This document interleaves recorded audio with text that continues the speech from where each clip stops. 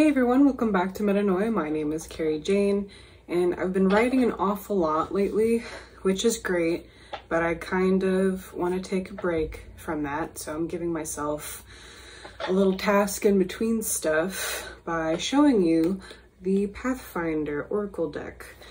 And it's this adorable, I'll leave a link in the description as I always do, or in the comment section too. It's this adorable, compact deck that I like to take when I travel with me. And I did get this relatively recently, so I haven't had a lot of time to work with this deck, but enough to share it with you and, you know, just give my 2 cents on it. So this is what the back looks like. And what's most interesting about this deck, and what actually wanted me to talk about it today in light of my writing, because I'll get to that, it ties into that eventually, but what's really interesting about this deck is that it's square, but it's really kind of like a diamond pattern. And so, for example, when you draw a card, say sky, it's not just sky that you're getting, but depending on the orientation, you get a slightly different message. And I will show you an example of that with the guidebook that's provided. But for now, I'm just going to do a little flip through so you can see the fun stuff it has. We got UFO. I love this deck so much. Yeah, it's been kind of like my travel companion deck because it's you know, compact and just small enough to throw in your bag and go somewhere with it. Snow. The art is beautiful, and hold on, who made this deck? I forget. Okay, it says here it was created by Andrew Swartz, so thank you, Andrew Swartz, for making this really cool deck for us. We have Prism. And I want to show you how the reading is done, so I'll probably, you know, shift the camera around at some point to give you a better look at what getting a reading from this deck is like. And I was inspired to show this to you today specifically because the book that I am writing currently, I'm working on the One Life Path Lifetime. For those of you who don't know, I'm writing a sci-fi fantasy novel about the journey of the soul, and I'm using numerology to write it.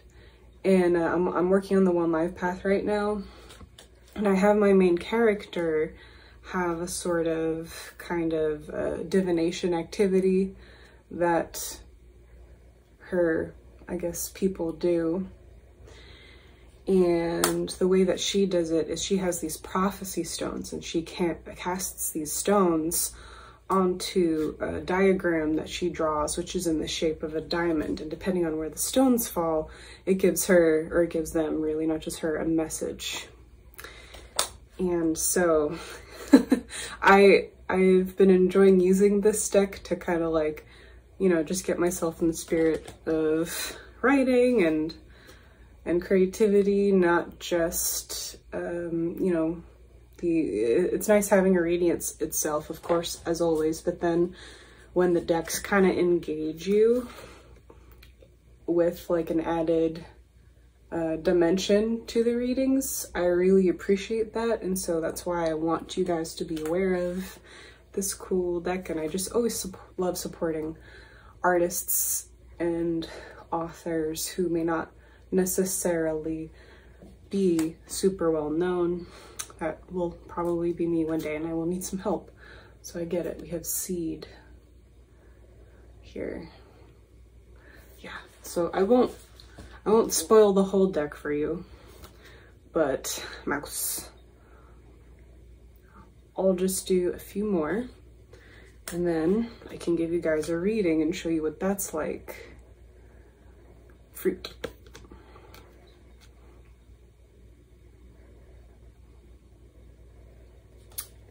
It's beautiful. Sun. I just wrote a piece called In the Absence of Light that should come out later next week. When I try to post on Wednesday's door. Yes. Okay. Coyote. Yep. It's more like here. Okay. Bison.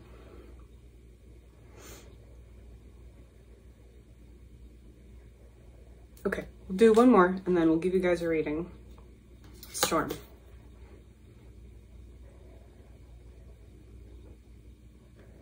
Okay, be right back. Okay, so this is what the spread looks like, and I drew some cards for you guys. So let's reveal your reading. You've got sky. You have mouse. Cute, cute, cute, cute. Time. And that looks like an infinity symbol to me, which is super relevant to all this 8 stuff I've been talking about all year. So interesting. And we have here tortoise. Yeah, tortoise. Oh yeah. I thought that was an iceberg, but it does look like a shell. Okay, so here we go. As you can see, we have different orientations for each one. So this one is kind of oriented upright, so it will just be read as is. But these are read slightly differently, as you can see, since they're not, I guess, upright. They have different interpretations depending on what it is that you're looking at. And I think that the guidebook does it like this, where it's positive, negative, active, or passive.